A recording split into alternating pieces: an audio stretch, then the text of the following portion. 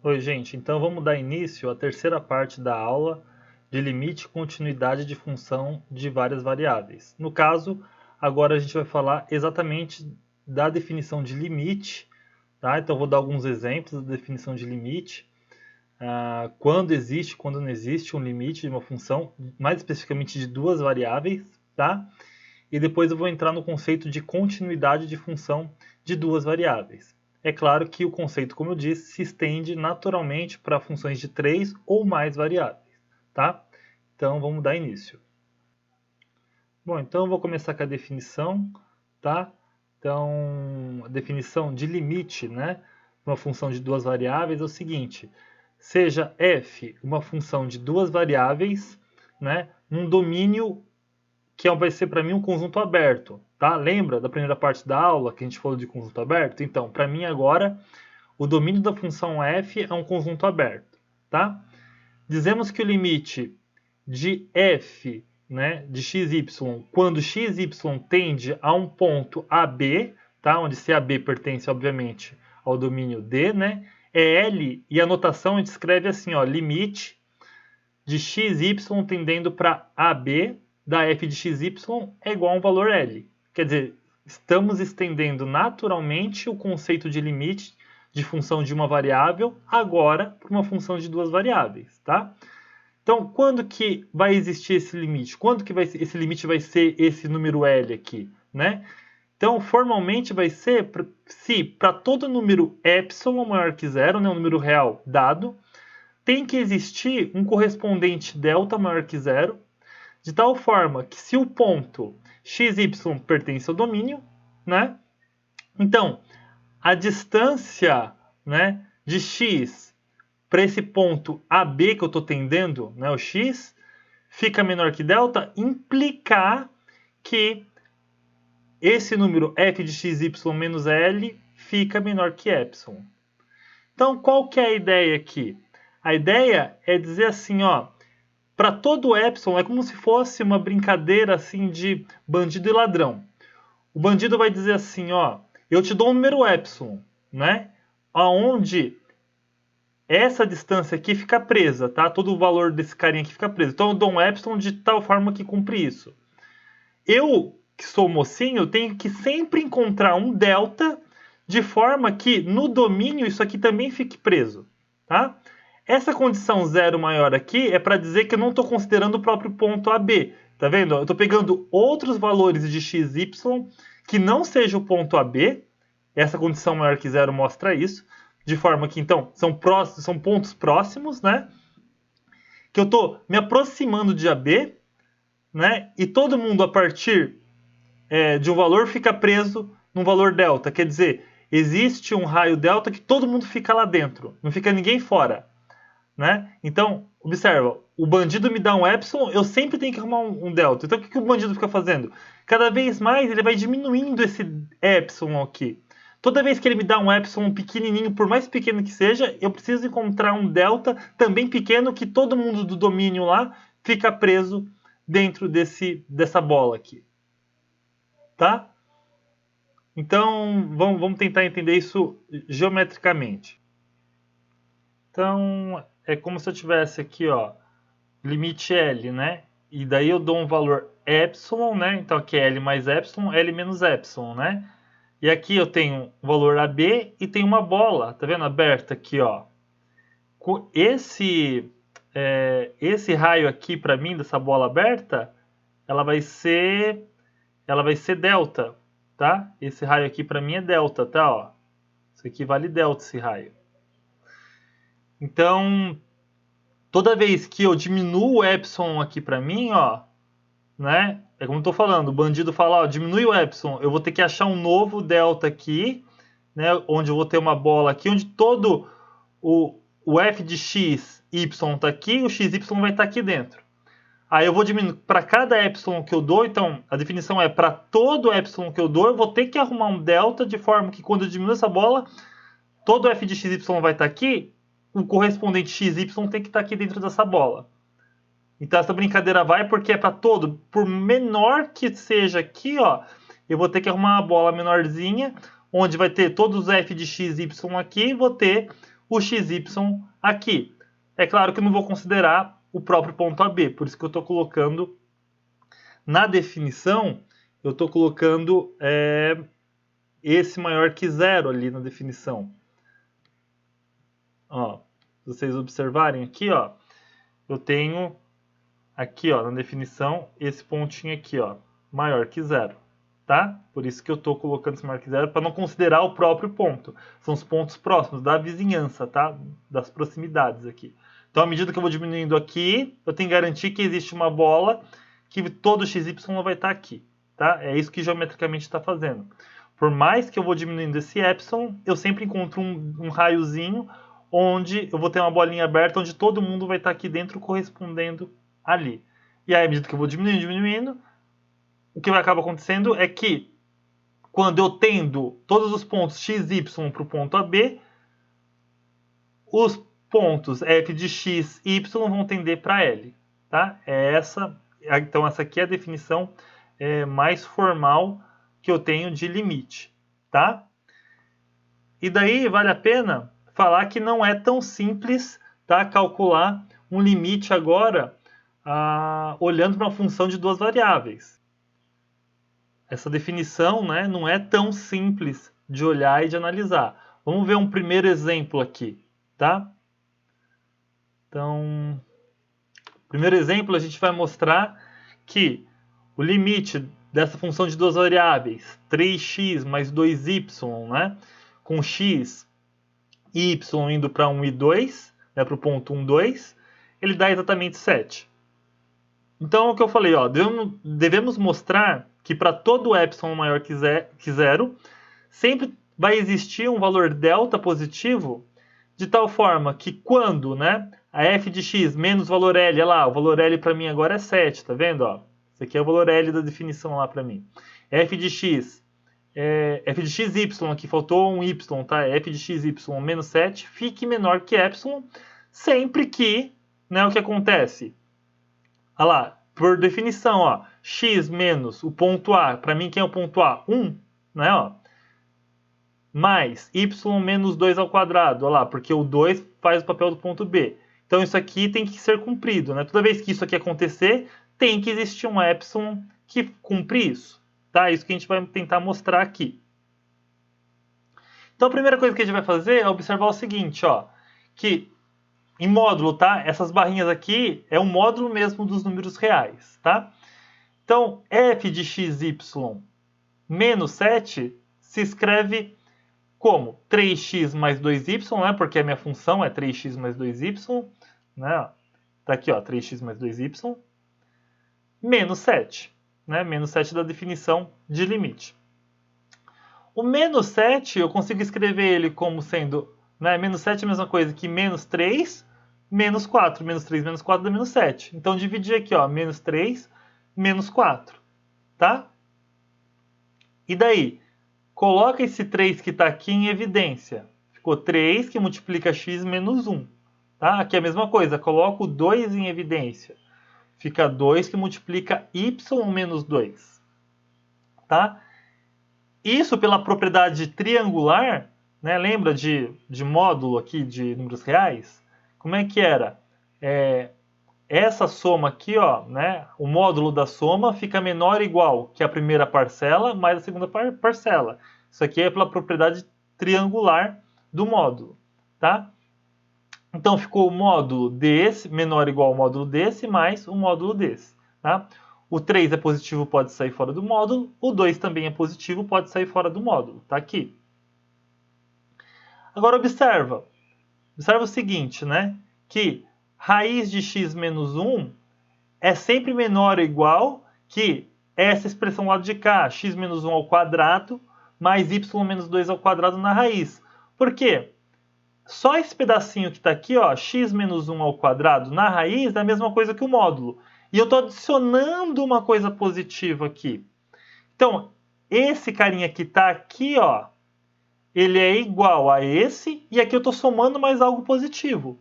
Então, é claro que isso aqui é maior ou igual que isso. A mesma coisa vale para a segunda parcela. Tá? Então, primeiro observa que esse carinha e esse carinha que estão aqui, ó, né, ele é menor ou igual que isso, menor ou igual que isso. Dessa forma, essa continha, né, que está lá em cima, ó, essa partezinha que está aqui, ó, isso aqui que eu estou analisando, ó, isso.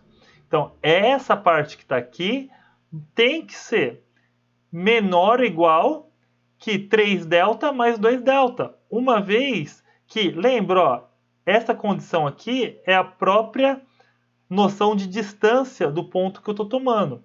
Então, isso aqui, para mim, eu estou impondo que isso aqui é menor que δ. Tá, ó, isso aqui, para mim, vai ser menor que δ. Quer dizer, eu estou achando uma bola com raio delta lá. Ó. Tá vendo? Então, isso aqui, ó, esse número é menor que δ. Então, esse cara aqui é menor que delta, esse aqui também é menor que delta. Por isso, esse vezes esse aqui, 3 vezes x menos 1, tem que ser menor que 3 delta, por causa daquela condição. Ora, se esse aqui é menor que delta, então esse cara aqui tem que ser menor que 3 delta. Aqui é a mesma coisa, tá vendo? Ó. Esse cara aqui é menor que delta, então esse cara aqui tem que ficar menor que delta. Também, 2 vezes ele tem que ficar menor que 2δ. Né? Ó, como eu falei, sempre que isso aqui acontecer. Então, se a gente tomar o delta como sendo epsilon sobre 5, né, a gente vai ter o seguinte, ó, que toda vez que essa condição acontecer, a gente vai ter, né, já mostrou que isso aqui fica menor que isso, olha lá, no outro slide, ó, isso aqui fica menor que isso, que é menor que, por sua vez, não, isso aqui é menor que 3 vezes delta mais 2 vezes delta. Só que o delta a gente está tomando como sendo epsilon sobre 5. Então vai ficar 3 vezes epsilon sobre 5 mais 2 vezes epsilon sobre 5. Quando a gente soma essas duas frações, isso aqui vai dar exatamente epsilon. Então, toda vez que alguém der um epsilon para a gente, né, eu sempre acho um delta, que vai ser o epsilon sobre 5, que vai cumprir essa condição aqui. Tá certo? Por isso, esse limite que está aqui tem que dar 7. Ele cumpre a própria definição de limite. Tá, ó. Vendo? Então, ele vai ser sempre menor que epsilon quando o delta for epsilon sobre 5. E, gente, essa definição aqui não é simples. Talvez seja uma das definições mais chatinhas que a gente vai estudar, tá? Ela não é tão trivial assim, não é direta, precisa sempre pensar em cada um dos exercícios, tem que pensar como é que faz para poder mostrar quando que o limite existe, se ele existe, para quanto que é, tá? É claro que a contrapositiva dessa definição que a gente vai ver é um pouco mais simples de entender, quando não existe o limite, tá? Um outro exemplo aqui é o seguinte, a gente vai mostrar que o limite dessa função aqui, quando x e y tende para 0, 0, é igual a 0. Observa, ó, eu não posso colocar 0, 0 aqui, né? Porque não pode ser, porque se eu colocar 0 aqui, eu vou estar dividindo isso aqui por 0, vai ficar 0 sobre 0, inclusive. Né? Então eu não posso diretamente substituir o limite aqui, né, por 0, 0. Mas a gente vai mostrar que esse limite existe e dá exatamente 0. Tá? Então, pela definição. Tá bom? Então, por definição, né, de limite, o que a gente tem que fazer? Temos que mostrar que para todo epsilon sempre vai existir um delta. Então, lembra, a brincadeira é sempre tentar encontrar um delta que satisfaça isso. Quando ele ficar preso, tá vendo? Por que que agora é x ao quadrado mais y ao quadrado? Porque eu estou tendendo xy para 0, 0. Então ia ficar x menos 0, y menos 0. Certo? Então, aqui ia dar x ao quadrado mais y ao quadrado menor que delta. Então, isso aqui deve ser satisfeito. Né? Então, eu preciso encontrar quem é esse delta aqui. Primeiro, eu vou observar a mesma brincadeira lá que eu fiz no exemplo anterior. Então, o módulo de x é a mesma coisa que raiz de x ao quadrado. Tá?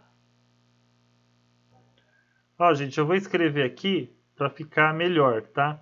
Então, ó, só para lembrar que eu também posso, é um resultado que eu tenho, que o módulo de x, ó, o módulo de x, ele é a mesma coisa que raiz quadrada de x ao quadrado, tá?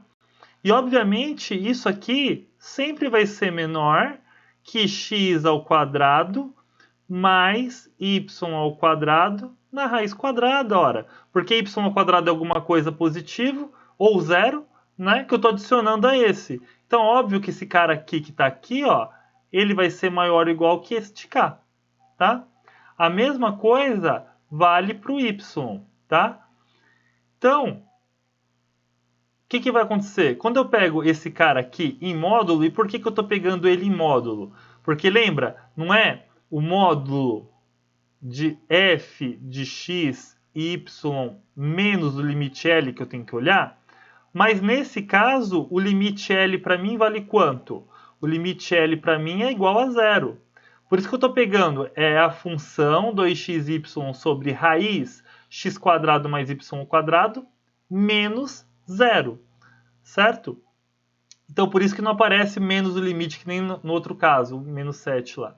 Tá? Então, eu vou olhar para o módulo disso aqui, já porque eu estou considerando o limite igual a zero.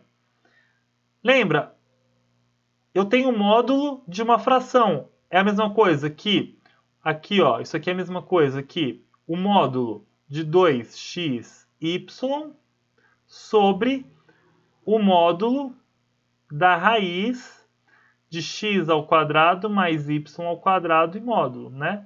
Então, o módulo da divisão é a divisão dos módulos. E a mesma coisa na multiplicação, por isso que aparece esse 2 raiz de x, raiz de y aqui, ó. 2 módulo de x, módulo de y. Embaixo, como é tudo positivo, então eu preciso colocar o módulo, tá certo? Bom, por sua vez, né, o que acontece? Acabei de mostrar que o módulo de x fica menor ou igual que esse cara. O módulo de y fica menor ou igual que esse cara aqui. Então, essa expressão que está aqui tem que ser menor ou igual a 2 vezes esse que multiplica esse. É a mesma coisa, né? Olha, os dois são menores, então isso aqui tem que ficar menor que esse cara. Dividido por raiz de x² mais y². Eu vou aqui e cancelo um desse cara com esse cara, porque está multiplicando e dividindo. Então, o módulo disso daqui sempre vai ficar menor ou igual a esse carinha que está aqui embaixo.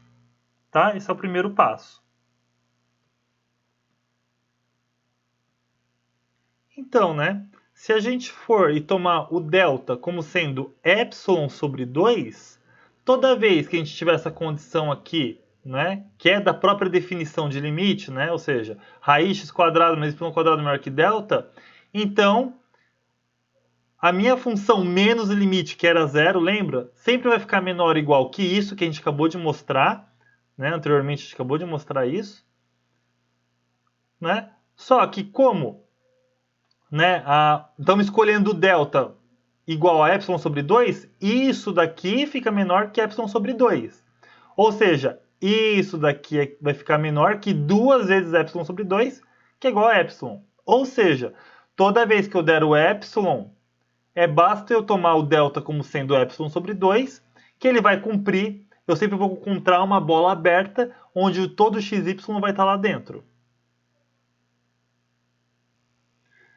Bom, agora sim, nós estamos vendo aqui que não é tão simples mostrar que um número é limite de uma função, tá? Mas nós temos um resultado que também generaliza o caso real, de uma função real. A gente, nas funções reais, a gente mostrava que o limite não existia quando os limites laterais eram diferentes, né? Eu olhava pela esquerda e pela direita e vi que eles eram diferentes, então o limite não existia. Aqui também vale a mesma coisa, tá? Na verdade, nas funções reais, a gente mostrava que se os limites laterais existissem e fossem os mesmos, né, então o limite existia. Aqui não tem como fazer a mesma ideia, porque, para pensar, o meu domínio agora não é a reta, eu não tenho só dois caminhos para chegar num ponto. Eu estou olhando agora quem que é o meu domínio. O meu domínio é o R2. Então, o R2 ou algum aberto do R2. Então, para me aproximar do ponto que eu quero, eu tenho infinitos caminhos, eu não tenho só dois. Eu teria que olhar para infinitos caminhos para poder chegar e verificar se são todos iguais. e isso não é prático, né? Mas, para mostrar que que uma função não tem limite naquele ponto, basta mostrar que em dois caminhos, se dois caminhos forem distintos, pronto, aí já não existe limite, não existe o limite, né? E é exatamente isso que está dizendo essa afirmação. Ó, sejam D1 e D2 dois subconjuntos do domínio da função, ambos contendo o ponto x0 e y0. Se f de xy tem limites diferentes quando xy tende a x0 e a y0 através de pontos de D1 e D2, respectivamente, então o limite da f quando x e y tende a x0 e y0 não existe. Né?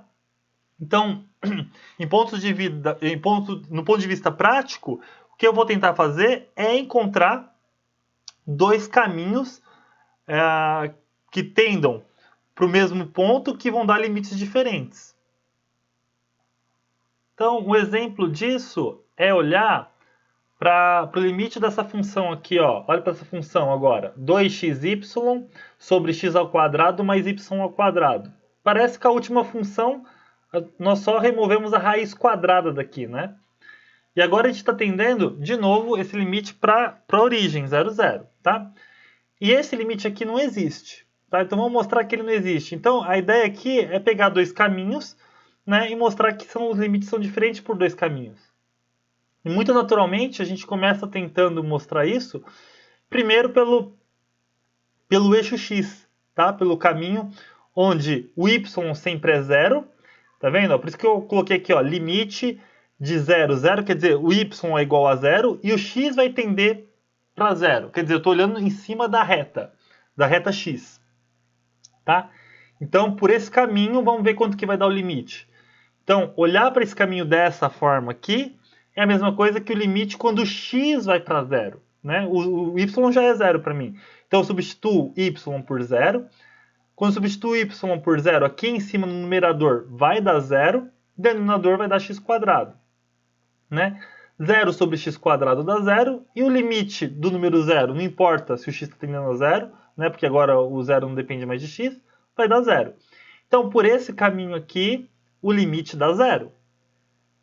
E agora eu vou escolher um outro caminho. Tá? Vou escolher a reta y igual a x. Isso é um outro caminho, certo? Então, ó, o x vai tender para 0 e o y é igual a x, que também tende para 0. Os dois tendem para 0. Quer dizer, é a mesma coisa que...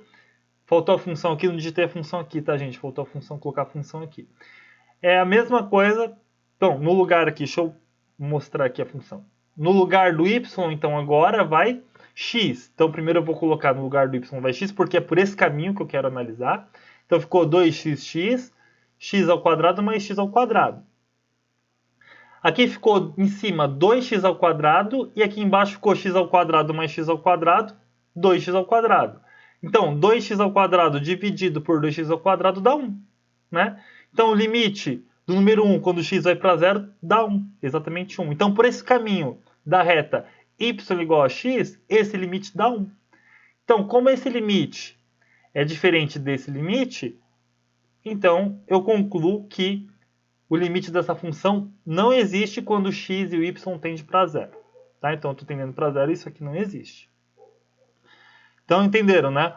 Quando eu quero mostrar que o limite não existe, eu preciso encontrar dois caminhos de forma que os limites sejam distintos. Tá? Dois caminhos distintos de forma que os limites não existem. Por que eu não usei? Eu usei aqui a reta... o eixo x, né, o eixo x para y 0. Se eu tivesse colocado 0 para x e o y tendendo para 0, ia dar 0 também, não ia me ajudar em nada. Eu ia achar dois caminhos com limites iguais. E isso aí não consigo concluir nada, né, que ele existe ou não existe. Porque lembra que eu falei? Ele tem infinitos caminhos para serem testados. Mas como eu achei dois que já são diferentes dos limites, então o limite não existe, tá bom? Aqui eu tenho uma proposição que segue as propriedades de limite, tá? Então, se eu tenho um limite de uma função f tendendo para um ponto x0 e y0, e o limite de uma função g tendendo também para x0 e y0, e C é um número real qualquer, tá? Vale todas as propriedades de limite, de soma de duas funções, né? Então, o limite da soma é a soma dos limites, uma constante multiplicada por uma função. Quando eu calculo o limite, é a mesma coisa que a constante multiplicada pelo limite da função. A multiplicação de duas funções, quando eu calculo o limite, é o limite, é a multiplicação dos limites dessas funções. A razão também, se eu pego e divido, né?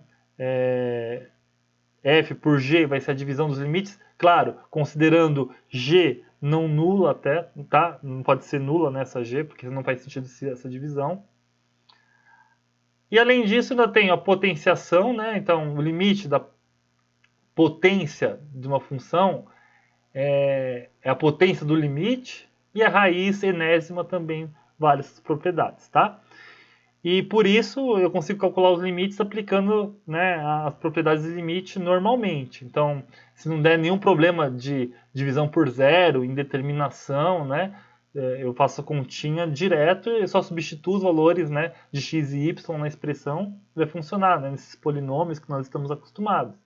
Então, olha lá, x ao cubo y mais 4. Olha lá, limite de x ao cubo, faltou o y aqui na digitação, tá? X ao cubo y aqui, tá? Nessa parte, mais 4.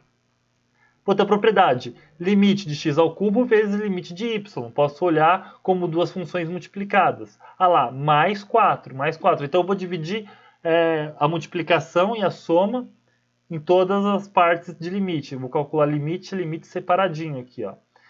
Então, limite de x ao cubo vezes y, então quando x é menos 1, vai ficar menos 1 ao cubo, mais menos 1 ao cubo dá menos 1, e vezes y, que é 1. Tá aqui. Já separei, desculpa, não tinha visto aqui, eu separei. Limite de x ao cubo vezes limite de y, tá aqui direitinho já, tá, gente? Tá aqui, menos 1 vezes 1. Mais o limite do número 4, que tá aqui. E daí eu faço, né, menos 1 vezes 1 dá menos 1 mais 4, dá 3.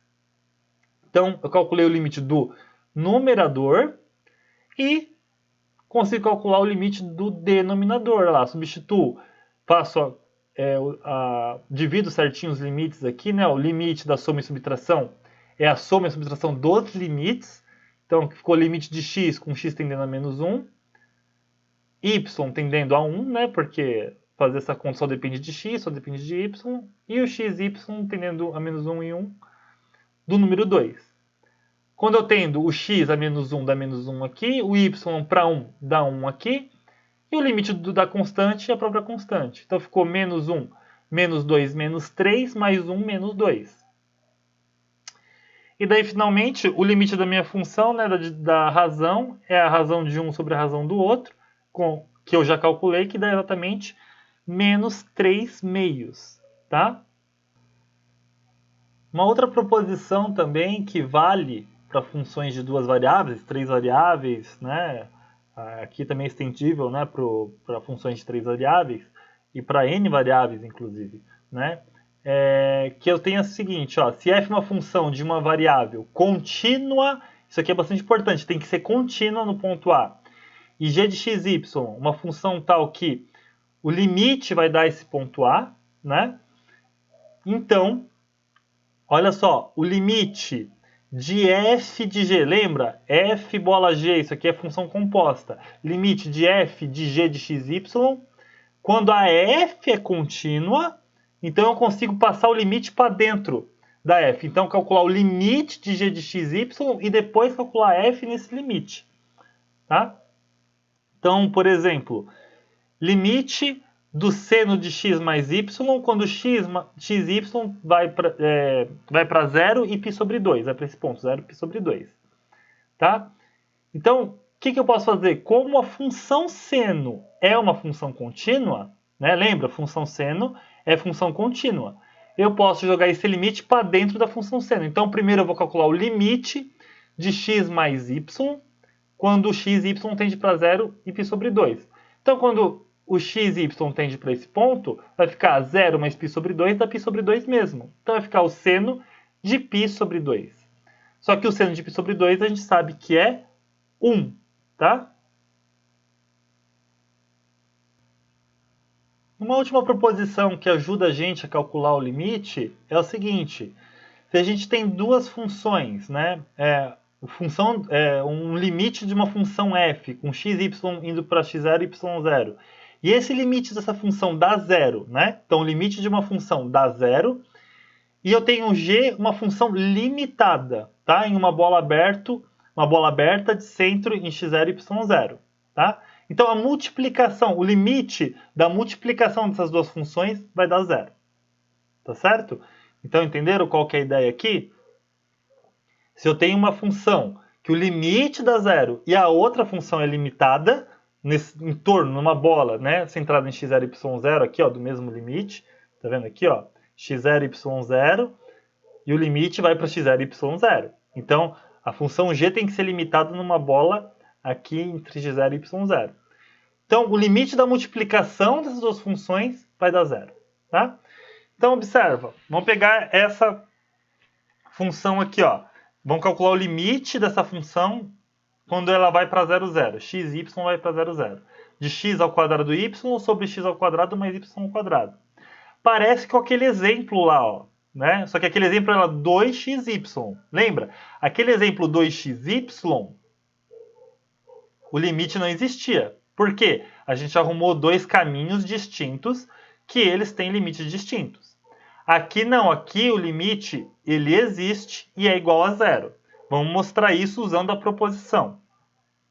A gente vai considerar a função f de xy igual a x e g de xy, x vezes y sobre x ao quadrado mais y ao quadrado.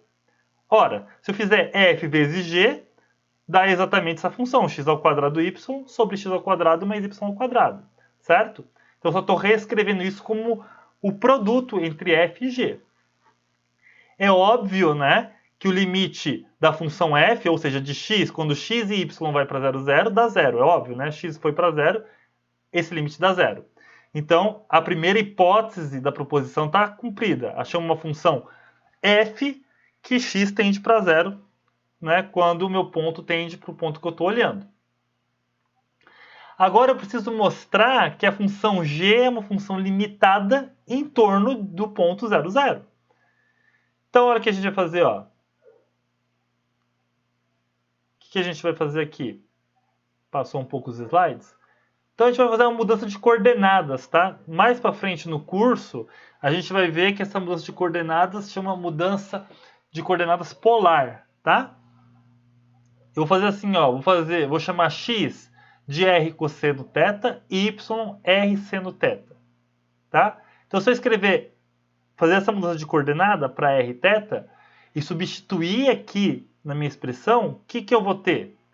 Ó, vou ter x, né? X é r cosseno θ, y é r seno θ. Então substituo aqui, vai ficar esse vezes esse. E aqui embaixo também, ó, r cosseno ao quadrado mais r seno ao quadrado, tá? Quando eu multiplico esses dois, r vezes r dá r quadrado, cosseno θ, seno θ, tá aqui. Aqui embaixo ficou r cosseno ao quadrado de θ mais r seno ao quadrado de θ. Quer dizer, r ao quadrado seno ao quadrado de θ.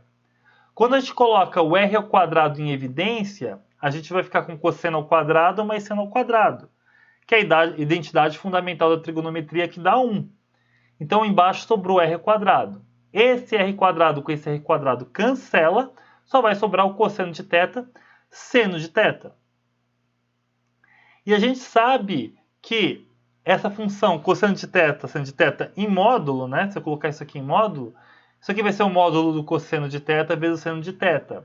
E a gente sabe que cada um desses carinhas aqui sempre vai ficar menor ou igual que 1. Né? Então, esse produto sempre fica menor ou igual que 1. O que isso significa? Significa, então, que em torno do ponto zero existe, né, uma bola de raio 1 que todo ponto fica lá dentro. Então, essa função sim é uma função limitada. Essa função é limitada em torno do ponto 0, 0. E todo ponto x, todo ponto fica preso lá dentro, né, que eu vou substituindo por x, y aqui. Tá? Então, ele é uma função limitada em torno do ponto 0, 0. como eu estou falando, se é uma função limitada, é isso como está na definição aqui, ó. Existe uma bola aberta de centro x0, y0. Tá? Ele está lá dentro. Todo ponto x, todo ponto g de x, y fica preso lá dentro, tá?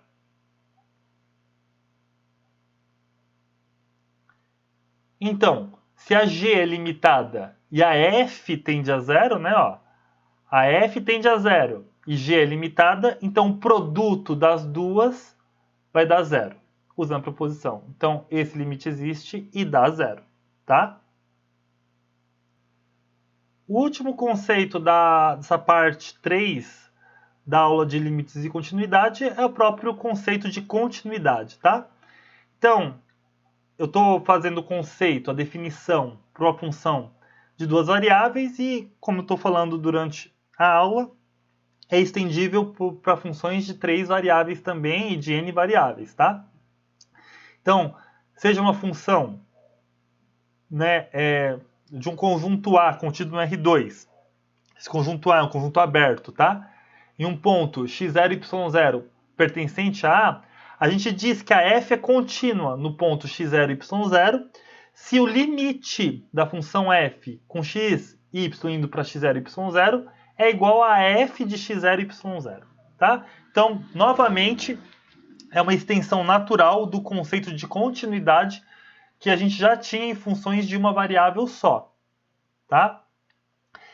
E lembrando, continuidade é uma noção, né? É um conceito pontual. Então eu tenho que olhar para cada ponto do meu domínio.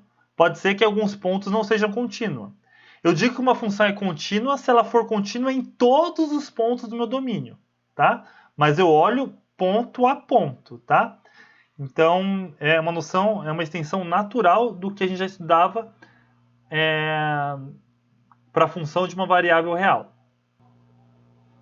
Então, por exemplo, ó, a primeira função que a gente vai olhar, a gente vai verificar se essa função definida dessa maneira, ó, ela vai ser dada por essa expressão se x, y não for a origem e vai ser zero se x, y for a origem, tá?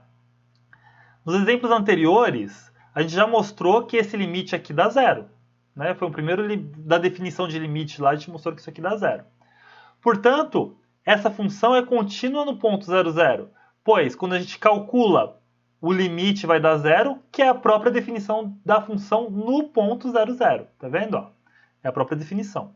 Então, o limite de x, y tendendo para 0, 0, de 2 vezes x, y, sobre a raiz de x ao quadrado mais y ao quadrado, é igual a f de 0, 0.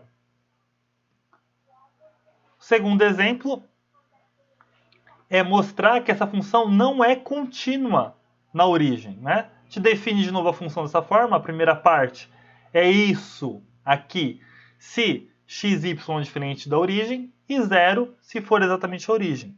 Só que a gente mostrou também no segundo exemplo lá da definição de limite que esse limite aqui não existe. Lembra? A gente achou dois caminhos, né, distintos cujos limites davam diferentes. Então o limite não existe. Como o limite não existe, essa função não pode ser contínua na origem.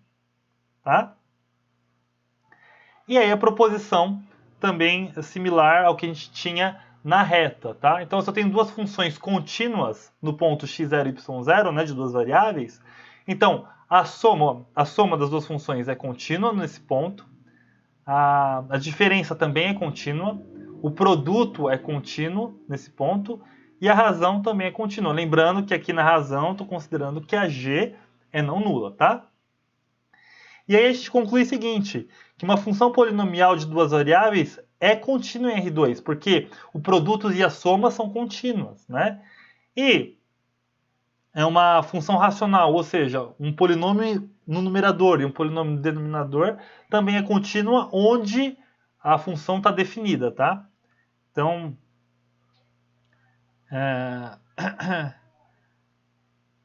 aqui, ó, por exemplo, aqui essa g que eu coloquei aqui, ó, aqui essa função não está definida nem no ponto 1, nem no ponto 2, nem no ponto menos 1. No resto, ela vai ser contínua porque ela é contínua por soma, por divisões, tudo isso.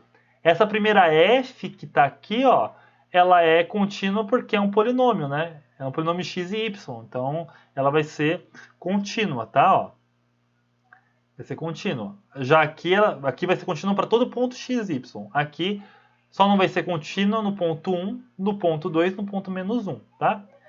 E a última proposição que a gente está vendo é a seguinte, ó. É a mesma coisa, né, que a gente vê para a reta. Então a gente considera uma função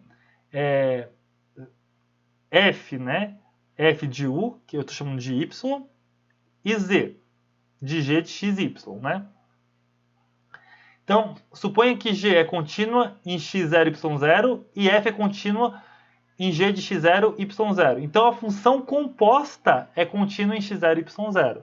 Quer dizer, é a mesma ideia que a gente tinha para a reta. Que nem aqui, ó. Eu tenho uma função composta, é o ln de x ao quadrado, y ao quadrado mais 4. Então, tá vendo? É a composição do ln com esse polinômio aqui, ó. Então, o polinômio eu acabei de falar para vocês que ele é contínuo, né? Ele é uma função contínua como função de duas variáveis. O ln, como função real, ele é uma função contínua. Então, a composição de duas funções contínuas continua sendo contínua. Isso a gente já via na reta, tá? Então, composição de função contínua também é contínua. Tá? Então, só para lembrar, polinômios são contínuos, funções racionais, né, do tipo polinômio sobre polinômio, elas vão ser contínuas no domínio que elas estão definidas, e composição de funções contínuas continua sendo contínua. Então a gente já encerra essa aula, a parte 3 dessa aula, tá? E com isso a gente já tem condições de realizar a atividade acompanhada dessa semana. Eu vou passar para vocês por e-mail qual vai ser a atividade, vou deixar na minha página também.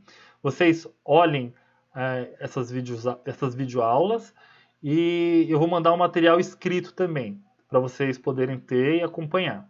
Tá? E aí eu vou marcar com vocês a live para poder tirar dúvida sobre os exercícios que eu vou passar. Até logo, pessoal!